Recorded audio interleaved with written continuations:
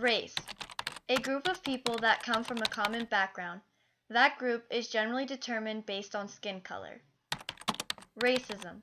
The discrimination or prejudice of a person or group based on the racial group they belong to. The concept of race was invented to help humanity understand the differences among themselves.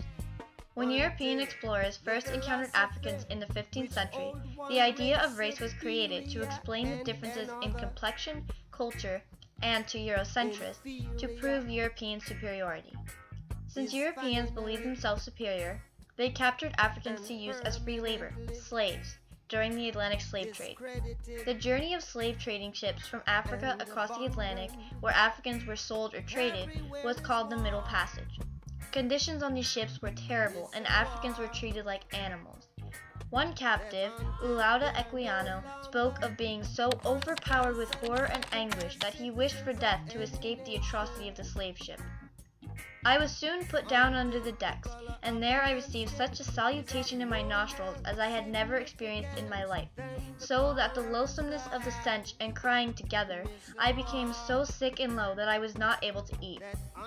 Equiano was later flogged because he couldn't eat. Since he could not speak the same language as the Europeans or most of the other Africans on the ship, he did not have any idea what was going on, writing that I was now persuaded that I had got into a world of bad spirits and that they were going to kill me. As if the conditions of the ships weren't bad enough, Africans were completely dehumanized. In 1651, the English Guinea Company instructed its agents to load one of its ships with as many Negroes as it could carry, and, in default, to fill up the ship with cattle. Africans were simply regarded not as living, feeling human beings, but as cattle. The ships had an average mortality rate of over 15%, but the mortality was regarded merely as an unfortunate trading loss, except for the fact that Negroes were more costly than cattle. However, the first generation of blacks in America were of equal industrial and economical status of free whites.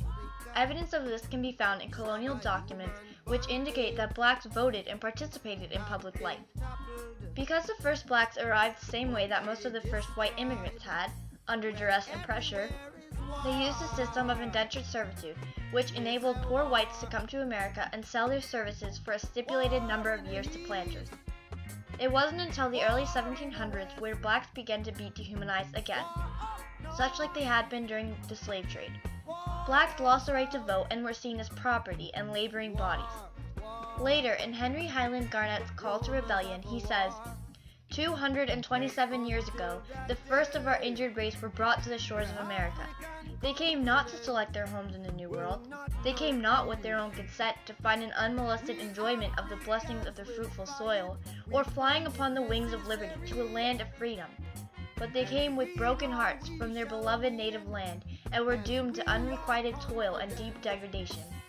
Nor did the evil of their bondage end at their emancipation by death. Succeeding generations inherited their chains, and millions have come from eternity into time, and have returned again to the world of spirit, cursed and ruined by American slavery. Blacks were auctioned off to work on plantations, and were branded like cattle, making it easier to identify runaway slaves. Plantation owners malnourished slaves and gave them new names, forbid them to speak in any language other than English, and forbid them to practice any traditional African religions, an attempt to erase their African identity and dehumanize them yet again. Horrible whippings were a common punishment for a slave who had misbehaved, and their children and grandchildren were born into slavery with no chance of escape. However, many slaves did escape. At the turn of the 19th century, northern states began to abolish slavery, and the Mason-Dixon line was drawn at the 40th parallel, becoming the border between free and slave states, north and south. Many slaves who did escape managed to make it to the north with help from the Underground Railroad. Runaway slaves that were caught would endure awful punishments, such as being whipped and or having a body part cut off. Even though blacks were not treated as humans, that did not mean they didn't fight. There were many blacks who spoke out against the treatment of slaves and encouraged blacks to rebel.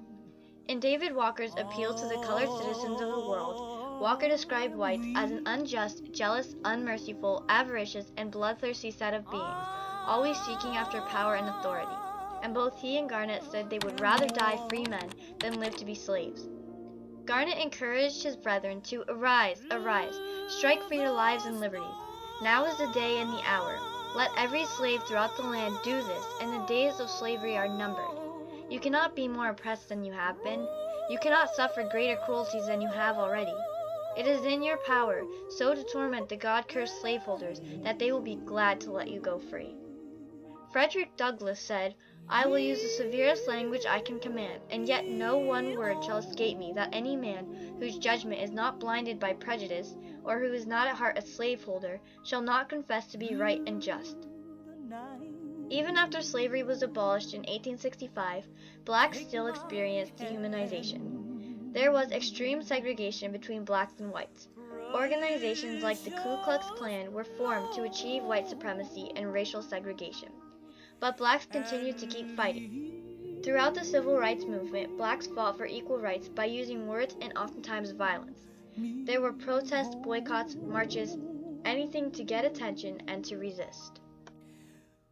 Today, race still impacts opportunity in America.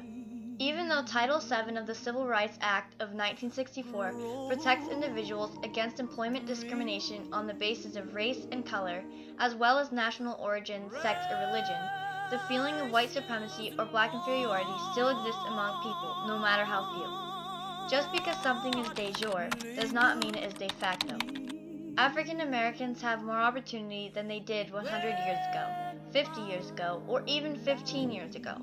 Many laws were put in place, and people are still fighting to ensure that the idea that all men are created equal and that they are endowed by their Creator with certain unalienable rights, that among these are life, liberty, and the pursuit of happiness, remains true. Perhaps race should have more of an impact on my life personally, but I grew up having absolutely no concept of race. When I moved to Philadelphia, a place with a multitude of races, I honestly didn't notice. I never judge people based on their race, but I know that people judge me on mine. I have been called many white epithets without provocation, and have been thought of as snobby, ignorant, and stuck up because I'm white. Nevertheless, I don't let that bring me down, and I believe that all people are equal, no matter the race or color. I think that race relations in America still needs considerable work, and everyone should do what they can to improve it. None of us are truly equal in America unless all of us are equal. Even though we face the difficulties of today and tomorrow, I still have a dream. It is a dream deeply rooted in the American dream. I have a dream that one day this nation will rise up, live out the true meaning of its creed. We hold these truths to be self-evident that all men are created equal. Because I have a dream that my 4 little children will one day live in a nation where they will not be judged by the color of their skin, but by the content of their character. I have a dream today